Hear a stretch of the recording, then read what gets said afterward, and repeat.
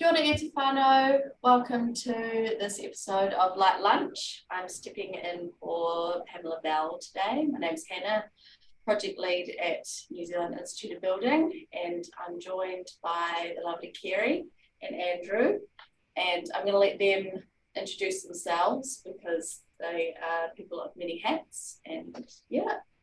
Kia ora tātou. For Andrew Field Tokoingoa. I'm the digital engineering lead at Waka Kotahi on Sakona and at Let's Get Wellington Moving.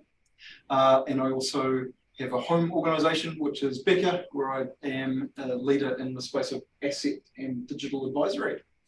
It's great to be here. Yeah. And Keri. Kia ora everybody. And thanks for having me, Hannah. Nice to see you both virtually.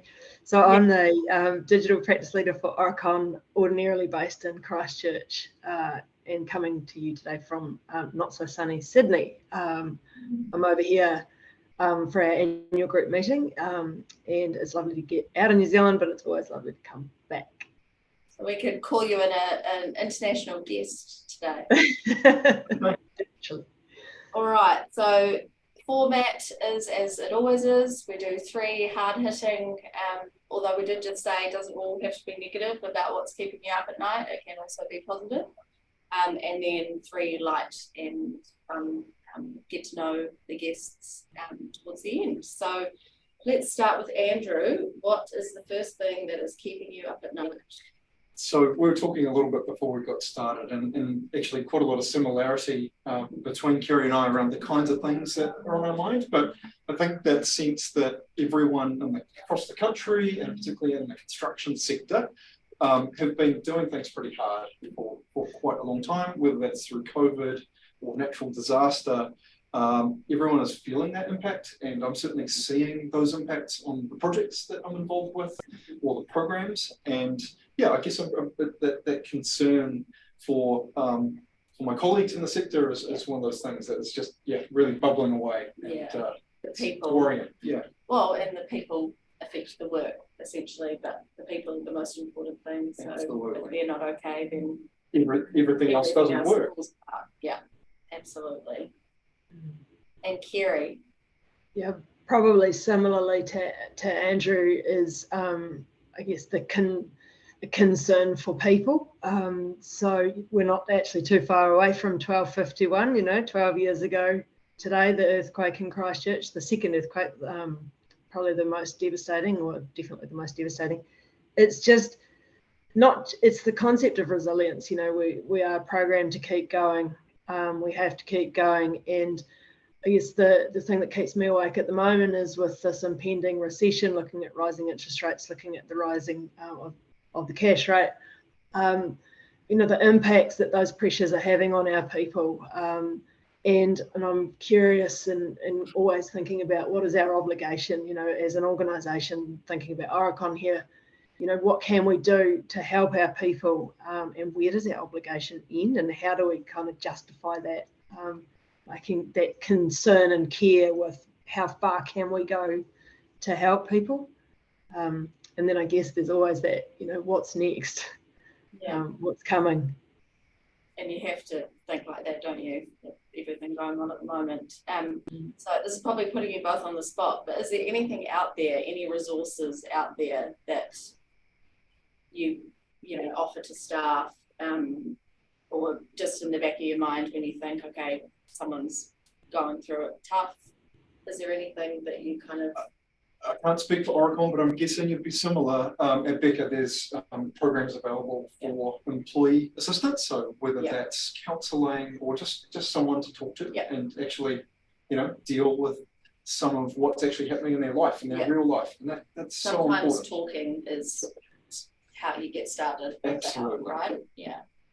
Yeah, very much similar with Oricon, obviously through our EAP system. What we're also thinking about is we've introduced things like free breakfasts in our offices, and so up until 10 o'clock in the morning you can come in and have some breakfast and things like we do regular lunches and all of that, and we're recognizing that in any small way we can help relieve those pressures. So particularly for our younger people, we actually enabling them to come in, they can help themselves, and it really is genuinely helping with the well-being of our people.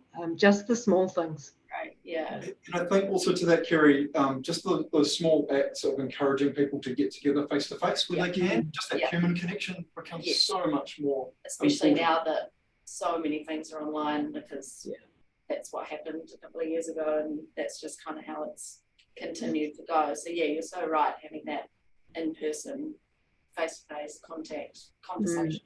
And so, sorry, go ahead, Keri. I was just going to say, it feels like with the recent cyclone and the impacts of that, and we're just speaking at an organisational level, our Auckland office is out of an office again. We've just finished trying to encourage everybody back into the office post-COVID, and trying to deal with the impacts of isolation from some of our people who really needed to be encouraged to come back and be sociable. And now here we are again. So it's tough. It is tough, but it's good to see that things are being done to mitigate how tough it can be. Yeah, and I think that first response of care for others is just so important. Isn't it? It's how you're doing, and just opening up that conversation before delving into the work. Yeah, the what? Important. And the second thing that's keeping you up. The second thing. So I was pondering this one as maybe a driver that could be seen as positive or negative, but actually the really positive aspect that relates to the sort of work that I'm doing is about digital enablement of the sector. And I'm really passionate about what types of change can be enabled in a positive way by essentially thinking about how we use good information, how we drive a change in mindset across the sector, whether that's in the design and construction space or asset management.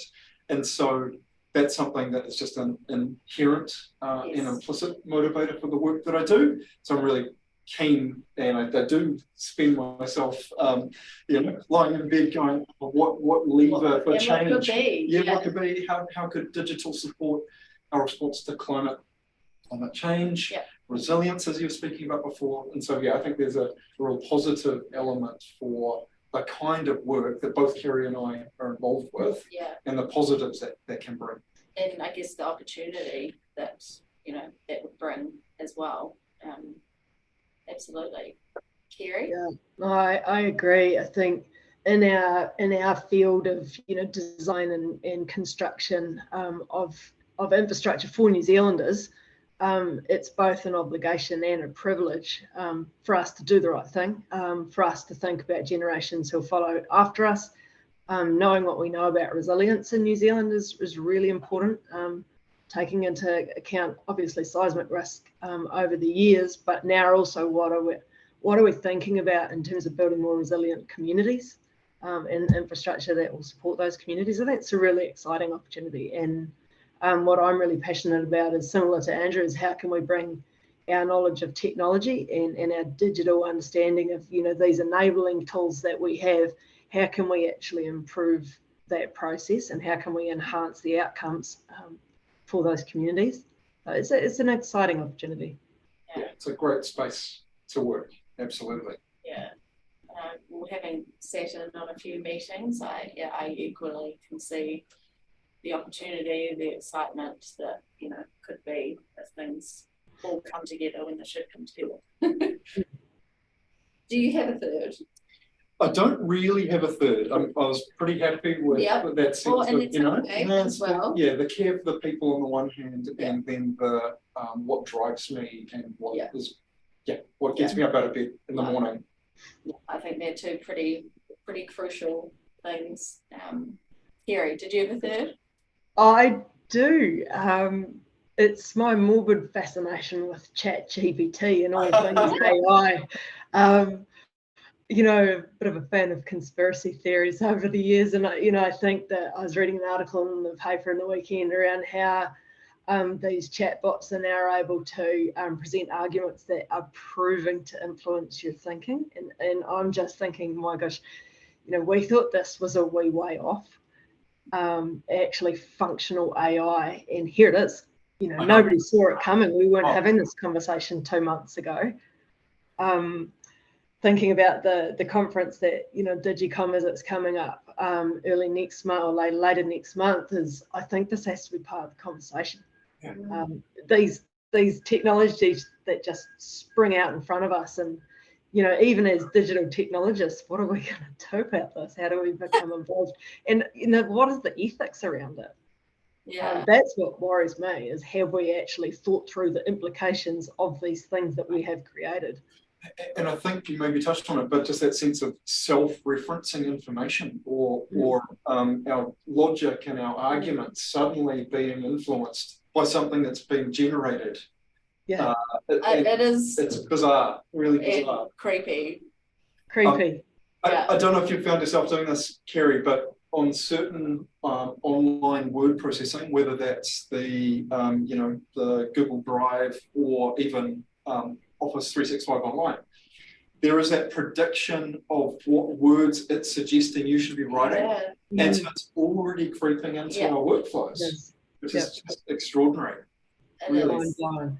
Yeah, I guess it's a mix of fear, excitement, the unknown of what could be. I mean, that's huge. On the one hand, I like the fact that maybe someone could take my shorthand and turn it into some notes. But on the other hand, a little terrifying. Yeah. Take a little time to adapt, probably. Yeah. In little old New Zealand, we might need some time. But exciting nonetheless for technologies to be, transforming, and that's the space that. I don't know about you, Keri, but I've trialed taking some text and then asking ChatGPT to convert it into a New York Times style or The Economist, just to kind of get a sense of what editing improvement it can make. It's quite funny. It is fascinating. Yeah, university essays might be now, hard to mark if they're just putting them through a system. In one talk I listened to recently, someone was describing how it will become really important for us to be able to ask good questions, right? So the kind of skills that people have around managing information and dealing with this world of AI will become as much as, are we asking the right questions, and can we curate the response? Can we understand the response and interrogate it critically? So, and can we interpret the response intelligently and actually check that it's true? So we asked ChatGPT a particular question, tell us about this experience and in this particular example, and the answer it gave us looked marvelous, but it was factually completely wrong. And I didn't have the expertise to know whether it was right or wrong, so I took it to the people who did, and they said that it's not true. And that's a real worry. That's what scares me. Yeah. Well, this feels so wrong to stop this very interesting conversation to ask you guys some light questions about yourselves. But Keri, can you tell me what you're reading, listening to, or watching, something that people might want to get on the bandwagon of? I'm a terrible digital person who doesn't watch a lot of television at all. But I've just finished reading a book called Uprising by Nick Lowe, and it's a fascinating book. So he's retracing the footsteps of his Ngāi Tahu ancestors across the Southern Alps, and it's fascinating. So I'm into a little bit of sort of amateur mountaineering and lots of tramping, and I'm really familiar with some of the routes that he talks about, but I didn't realise the significance. So fascinating blend of kind of outdoors and an experience, a real life experience with history that I didn't know about. So really enjoyed that. Awesome. Andrew? So I'm ashamed that I don't know the author's name, but I've been listening to an audiobook, which is quite long, but great if you're doing long road trips with family in tow, maybe, called Sapiens. And it's just a fabulous and quite confronting history of our species and how I haven't read it, but it's extraordinary. It really puts things into quite extraordinary perspective. I've heard it's one that you can pick up, put down, pick up because it's huge. It's a big book, but it's worth. So I'm cheating. To the end. I'm cheating because I'm doing the audio book version. that might be the way to go then. Love it. All right, Andrew, what is something you do for yourself, you know, mental health wise, taking care of yourself, especially when we were talking before about that there's lots of pressures, there's lots of things going on. What do you do for yourself? So one thing I really try to do most days, wherever possible, is go for a really good walk. Wellington has that kind of livability, that easy access. The weather is kind. Yeah, I mean, you just get way more layers. Yeah. But also we're blessed by a range of topography too. So you can do the flat style walking, or you can go get a bit of cardio by racing up Mount Victoria. So I take some time every day to do that, and I do that. I also enjoy a bit of sailing when there's the opportunity, but I need to do that a little bit further north. Yes. So I go to Auckland and sail with friends and family. Oh, that's wonderful. Keri. I'm a bit of a fan of anything in the outdoors, really. Near-death experiences on my mountain bike. Similarly on my skis. I'm a bit of a runner. Really getting into backcountry tramping. And just really enjoying getting away from everything. It's one of the best things about the backcountry. There's no reception, and plenty of places to explore in New Zealand. It's a beautiful country. It's just great to get out and do things. That's awesome. And Andrew, your motto? I don't know if I really have a motto. I just try to collaborate and be a good person. I think that's a perfect motto. Collaborate and be a good person. Keri? I'm very much a believe it, say it, do it sort of a person. I try really hard to if I say I'm going to do something, to do something. Sometimes my time frame might be a little longer than maybe I'd hope, but that's generally what I try and stick to. I think at the Institute we can completely agree that that's you. You definitely proved yourself to us, so thank you. Just before we sign off, I just want to do a bit of a push for our Building Our Digital Community conference that is coming up on March 23rd here in Wellington at Te Papa. If you haven't secured your ticket, you should do so. Both Andrew and Keri have been involved in the planning of this. It's going to be really exciting, and if you want to learn more about what we were just talking about in terms of AI, all of that exciting stuff, then that's the place to be. We also have Industry Insights next Thursday, the 2nd of March. I can't believe it's March, my God. And that's going to be a really important conversation with Sam Archer and Antonia Reid, basically about building and climate change. And I think it's a very important conversation at the moment. So sign up for that. Both of them are on our website. Thank you, Keri. Thank you, Andrew, for taking time out of your busy day to join us, and look forward to seeing what you guys do next. Ka kite anō. Thank you. Thank you. Thanks.